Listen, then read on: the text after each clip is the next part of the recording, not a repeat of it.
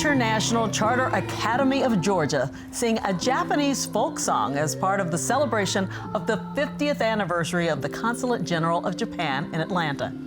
Good evening and welcome to Lawmakers on this day 7 of the Georgia legislative session. I'm Lawmakers in Atlanta. More on all the action at the Capitol in a moment. But now, when you think of someone with post-traumatic stress disorder, PTSD, you might think of people in the military and veterans. However, first responders also suffer from the disorder because of what they see in their jobs. Two lawmakers who are emergency medical technicians will tell us more and discuss a bill aimed at getting them help. And we'll take a look at several bills focusing on higher education, including a couple involving grant programs and student loan repayment programs for high-demand careers. Plus, more on the governor's proposed budget. But first, let's get a recap of what happened today under the Gold Dome from our Capitol correspondent, Sarah Callis. Hi, Donna. Most of today's business took place outside of the chambers, including lawmakers acknowledging a long-term international partner. Today was Japanese Acknowledgement Day at the Capitol. Japanese businesses who set up shop around Georgia brought products to the Gold Dome. Governor Brian Kemp celebrated 50 years of friendship between Georgia and the Japanese consulate in Atlanta, presenting the Japanese Consulate General Mio Maeda with a proclamation. In fact, Japan currently serves Georgia's #1 international employer, and that translates to tens of thousands of jobs for people all across our state. Just over the past 10 years alone, Japanese operations have brought over $4 billion of investment to our state. Georgia and Japanese community here has established and fostered a very good and friendly relationship between us. And for that, I really appreciate the warmth and hospitality we received, our Japanese community received from the people of Georgia and state of Georgia. And for that, I'd like to express my sincere gratitude to all of you. Lawmakers in both chambers acknowledged Maternal Health Awareness Day. Representative Lauren McDaniel, who has brought her baby to the House every day this session, fired back at Democrats who say Republicans are unwilling to hear fixes for the maternal mortality crisis. Since the beginning of session, they have stood up here and told the people of Georgia that they are urging Republicans to act on this important issue. But the truth is, we have. Republicans in the House under the leadership of Speaker Ralston and Speaker Burns have worked on solutions and delivered results on this issue, going all the way back to 2014, when the Georgia Maternal Mortality Review was created. Senator Tanya Anderson also called attention to the issue in the Senate. Later, Senator Greg Dolezal introduced Senate Resolution 465 during the Senate Rules meeting. The resolution will impanel a Senate special committee to look at Fulton County District Attorney Fani Willis's alleged mishandling of state money during her indictment of former President Trump. As we know, the state funds about $30 million to the Prosecuting Attorney's Council. About $3 million of that goes to Fulton County. And so what a lot of my constituents have been asking is, how has that money been spent? Is there anything that needs to happen with state law? Was there a conflict of interest here?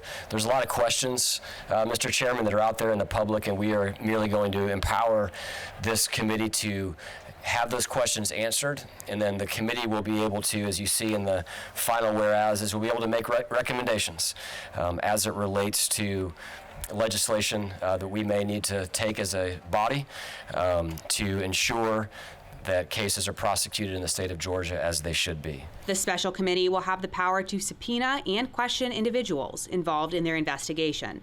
We asked the senator why not leave it to the court system already dealing with the issue, or even the proposed Prosecuting Attorney's Oversight Commission. That's a commission that's going to have disciplinary power.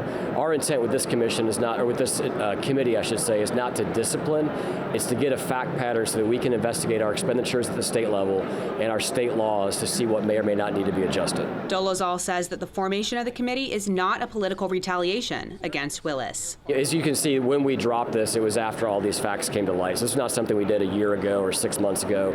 This was something that's a response response to questions from constituents around the expenditure of state funds, the potential conflict of interest as it relates to the selection of who is going to work on this case, and how we as a state may need to respond to that. Dolezal says that he expects the resolution to be voted on the Senate floor within the next 2 weeks, and committee members selected quickly after that. The resolution was passed 10-3. Tomorrow on day 8, we'll hear from the Speaker of the House on a major tax announcement.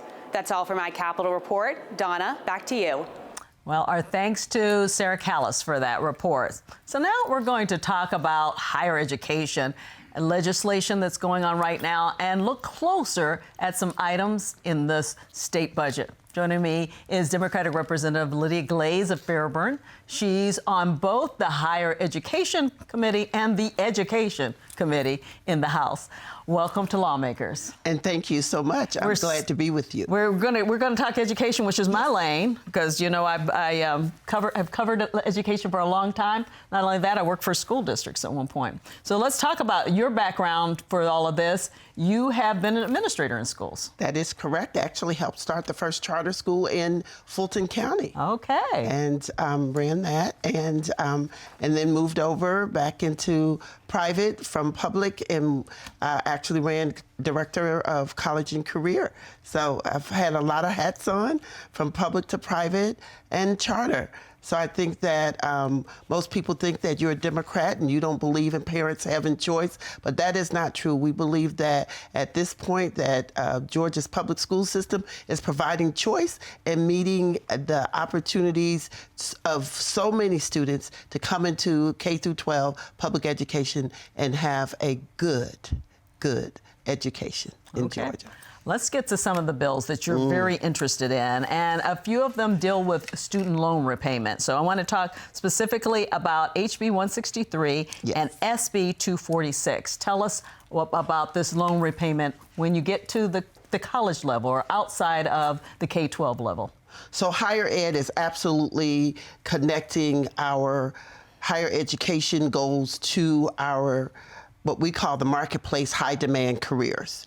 And for that reason, we have had a couple of bills over the last couple of years that directly connect our student debt and our need for certain careers to get to the marketplace quicker and without the load of debt. And so House Bill 163 is a student loan repayment, and it specifically is for medical examiners.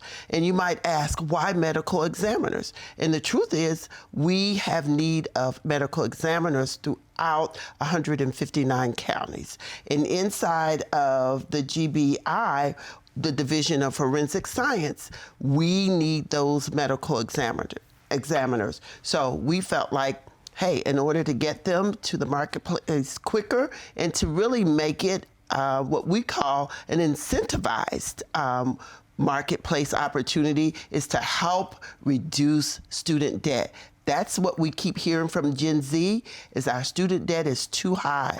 But we know we've got to help employers get those student debt loans down. Yeah, to attract them into the profession. Attract them and to retain them. And to retain them. Nursing is the other area, right? You are so correct. That's SB 246, and that's nursing. We've done the same thing, student loan repayment for nursing. So there are certain, we need nursing professionals who would help teach other nurses to become nurses. And that's a great need. And so we wanted to make sure that we reduce debt for those who are teaching in nursing and those who are going into nursing and staying within our state.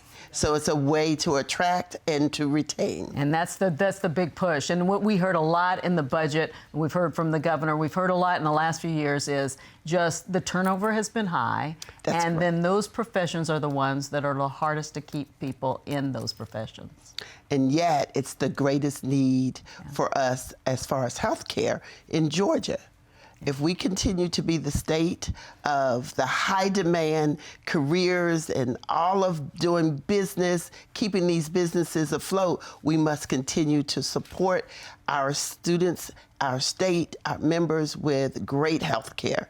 And so we've got to get those high demand careers filled. We've got to do it sooner, and we've got to lighten the debt. So how do you think those two bills are going to do?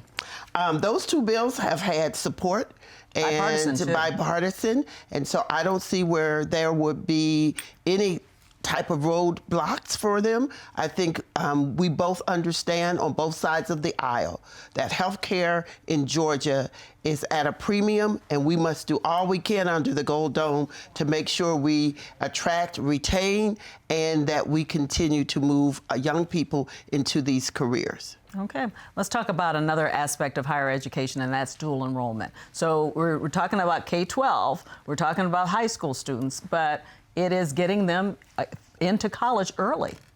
Well, I think it's amazing that we are doing such great work on dual enrollment, and that is we can start with 10th grade students who can graduate in 2 years with their high school diploma, and in some cases they can graduate with their associate's degree from any of our technical colleges.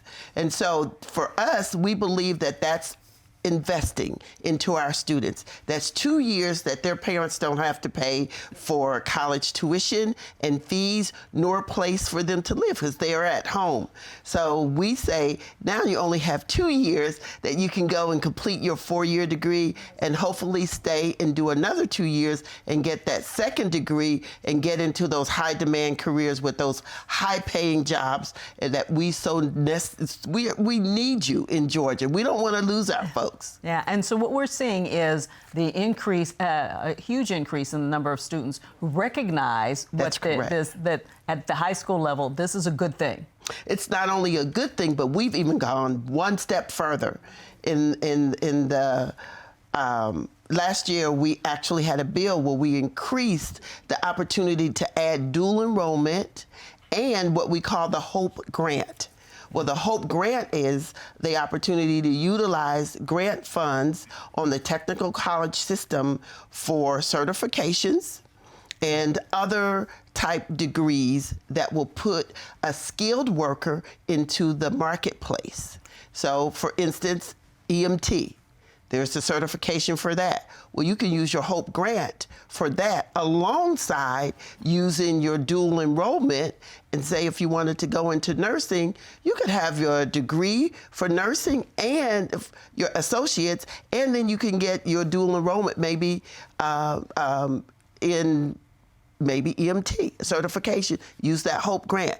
There's a lot of money that we're putting in to make sure that our young people in Georgia have access to operating inside of their dreams, inside of their talents, and then meeting us in the marketplace so that we have great health care. I can hear your passion in all of this. SB 86 is the bill that deals with that. So we'll be paying attention to that. I want to get into a few budget items that you really care about, and one of them deals with maternal mortality. Talk a little bit about where your thoughts are on that. Well, maternal mortality is definitely a crisis that has bubbled up in Georgia. It has been talked about on the floor of the House every day during the first week back. It is important that we know that from 2020 to 2024, that there's a report that has come out from our own DPH that says that the maternal mortality rate in Georgia is continuing to get higher.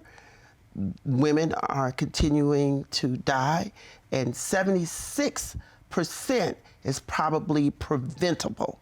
And so that's where the crisis is.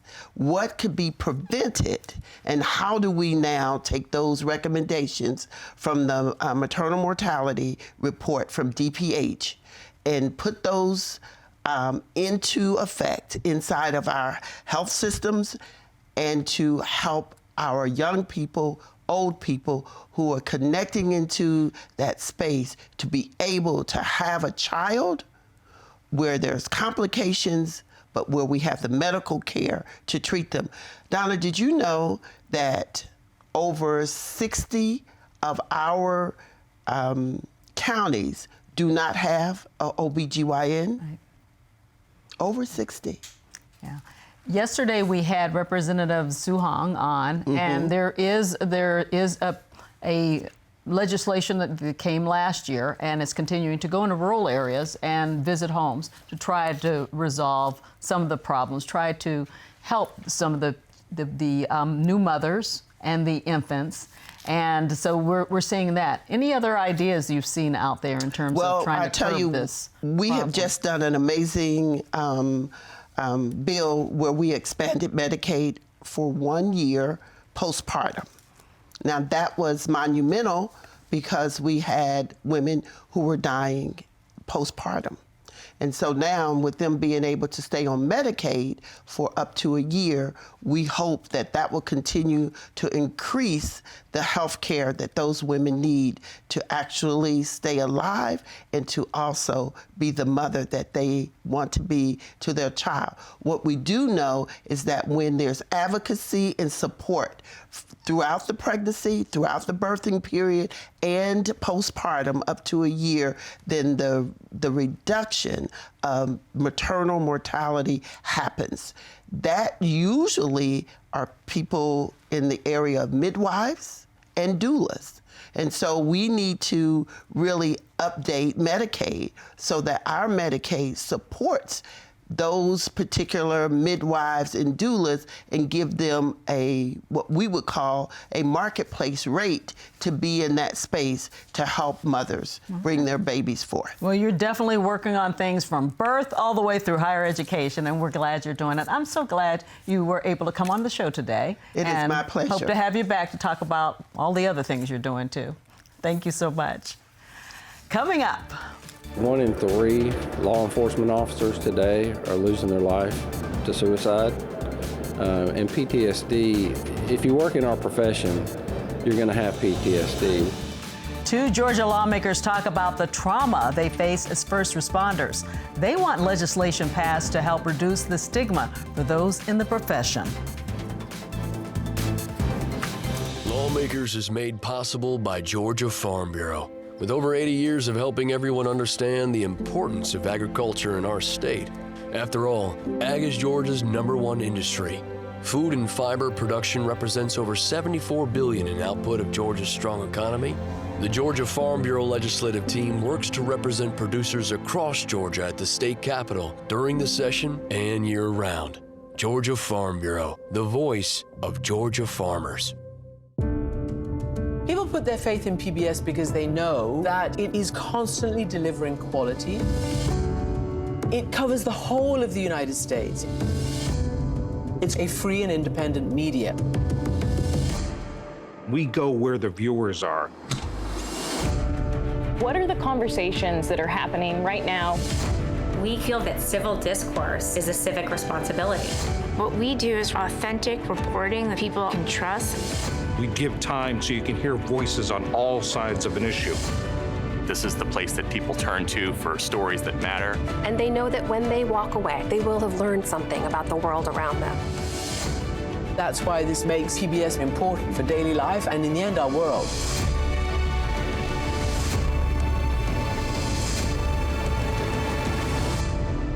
Thank you for joining us.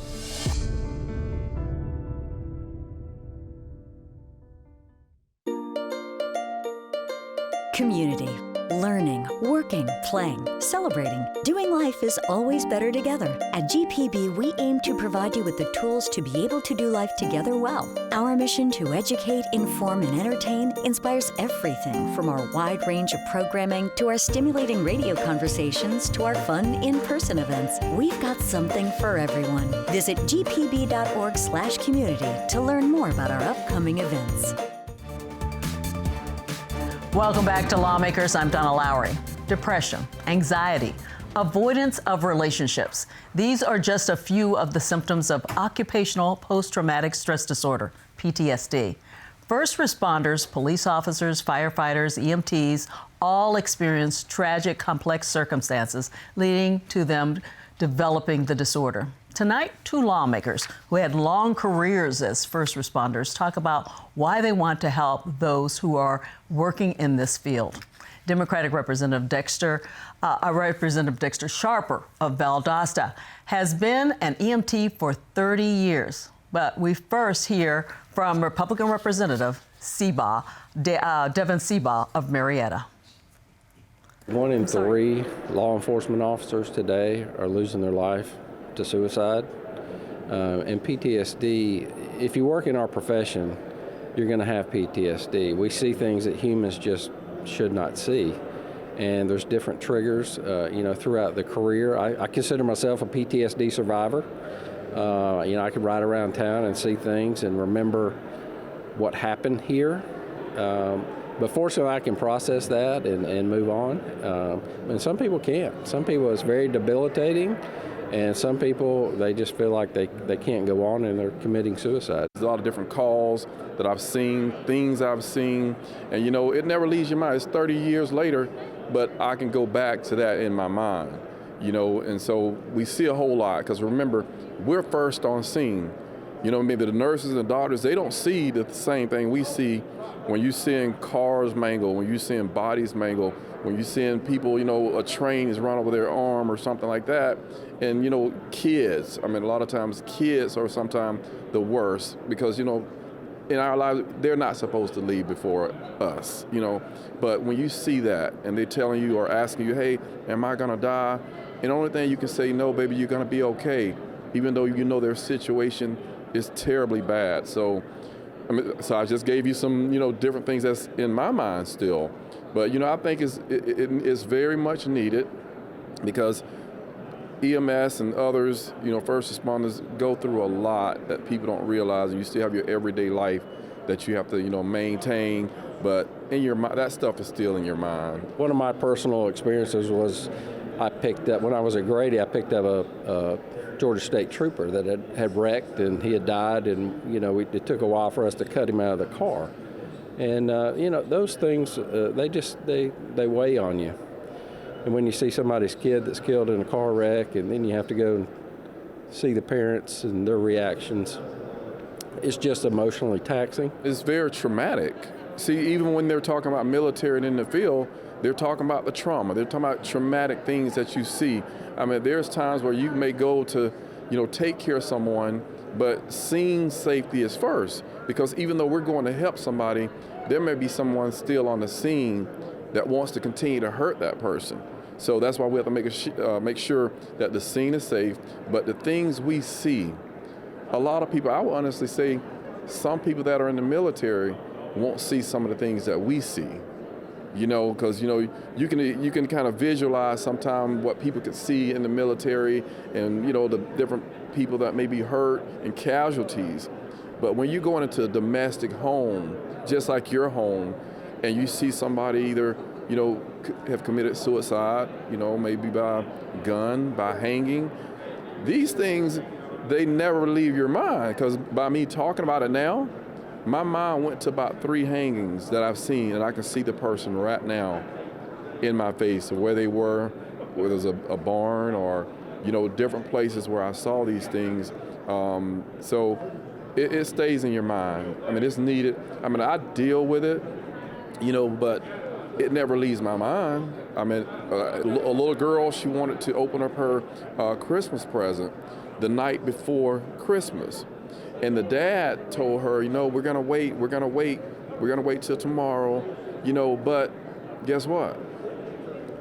Right after midnight on Christmas, we get to the home, and that child, she had been going through a lot of things as a child, kind of terminal situation, but she was up where she could talk. She had, tube, where she could be able to still talk and everything, trach. So we got to that home, and it's like after midnight, and they said she's not breathing. We get there to that home and begin to try to work on her, because we came out earlier to check on her, but they say, well, she'll be fine. And she was like, oh, fine. She said, I still want to open my little present, before Christmas. So we went to the house, but then we came back to the house after midnight, and all I could see is the fact that father over there crying, saying she just wanted to open up one of her presents, and I told her no. So the fact that we went out, everything seemed like it was going to be better, go back to the home, she wasn't able to open up that one present that she wanted to wait, to open up before Christmas. She wasn't able to open it up. And so me seeing that, and that happened about 25 years ago, okay? And it's still in my mind. I'll never forget that. So when my kids used to ask me, Dad, can I open up one of my gifts before Christmas?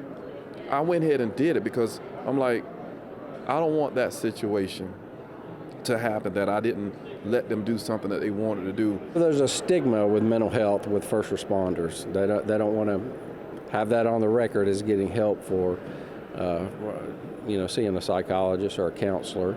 So this bill will allow them to do that, not in secret, but it will give them a one-time cash benefit of $10,000, and for the first 90 days, they'll be able to get help. After 90 days, a long-term 3-year benefit will kick in that'll allow them to continue getting professional counseling for up to 3 years. So the key is this fear of people finding out about it. I mean, I would think first responders, male and female, are the tough people, and they want people to think they're tough. That's true, and that's why they're hesitant to come forward and say, I need some help with this. And I think this is really going to help. I've talked to a lot of first responders. We got a lot of support behind this bill through the Municipal Association, the Association of County Commissioners, our fire and police chief associations are all behind this, and they know that this is going to save lives in the long run. They feel that we're kind of tough, and we go through it, and we make it through, and we push through it, but the only thing you can do is more than likely go to your supervisor and talk with them about it, try to debrief about it, and in-house, like hospital may offer some type of services, get you counseling. But I think it's needed on a grander scale, and I also believe it needs to be, the awareness of it needs to be brought out a whole lot more, because the bill is going to be a good bill, and it's needed, because we just think that all of our responders are not human, but we are human just like everybody else is. So it's needed, and I hope it get passed, because we have a lot of people, and you got to know that also a lot of your EMS and other first responders, they work several jobs. So on top of seeing what they see and the physical strength that it takes to make sure you're doing your job well, you got to do that. I've seen where some, paramedics, we were working on a call, and this was a little baby, a little tiny little baby. We went to the home, and it was like we checked everything out. The baby had passed away right there, as soon as we got there, and the baby was gone. And one of my colleagues, a female, she broke down, out there, because she was a young mother, and she could only imagine this happening to her child. And it was really traumatic for her. It was very traumatic for her, and I think shortly after that, she was no longer a paramedic. This is a mental health situation, so therefore they have the funds that can help us with this, because I think another thing is, if these young people, older people that are out here and responders, first responders, if they don't get it to where they're going to be stigmatized that, I need to go see someone about my mental health, but if they can just say, I can see someone about my PTSD or something like that, it may be a little bit better. It is part of a mental situation, but at the same time, it's needed. And it's going to help them last longer, knowing that they have this help in being a first responder. Because a lot of us, we love what we do. We love it. We don't really do it for the money, because, we don't get a whole lot of money to do it, but we love it. But at the same time, we want to make sure we're taken care of, in our mental, capacities.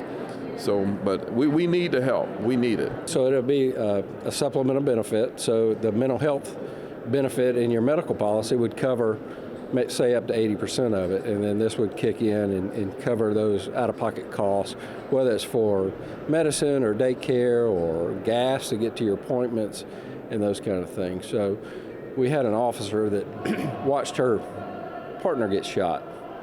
She had a real hard time with it. She came out of pocket about $35,000 to get the help that she needed so she could return to duty. And she has returned to duty, and she's doing quite well, but it was a sacrifice to her and her family financially. And we want to make sure that doesn't happen, and that that's not stopping people from seeking treatment. Thank you for watching.